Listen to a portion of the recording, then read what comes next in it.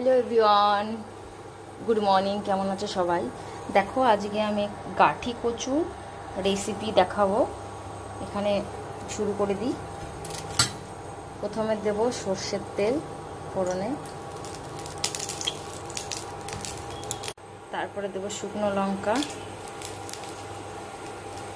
তারপরে দেবো রাঁধুনি, তারপরে দেবো জিরে,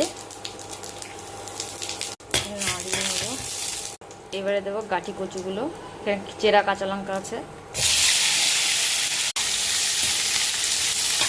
এবার দেবো হলুদ, তার মতন নুন, নাড়াচাড়া করে নেব।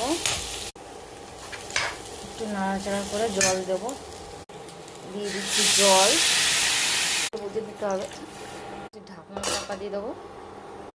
দেখি, দেখো গাইস, ফুটে উঠেছে। এবার আমি ভাজা মাছগুলো দিয়ে দেবো। চিংড়ি মাছগুলো দিয়ে দেবো।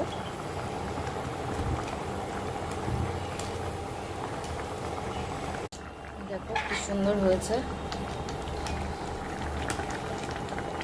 মাছ দিয়ে গাঠি কচু করলে বেশি টেস্টি হয়, আরও বেশি টেস্টি হয়। এই যে একটা সিক্রেট ভাজা মশলা, এই গাঠি কচুতে এটা দিলে আরও মানে টেস্ট দ্বিগুণ বেড়ে যায়।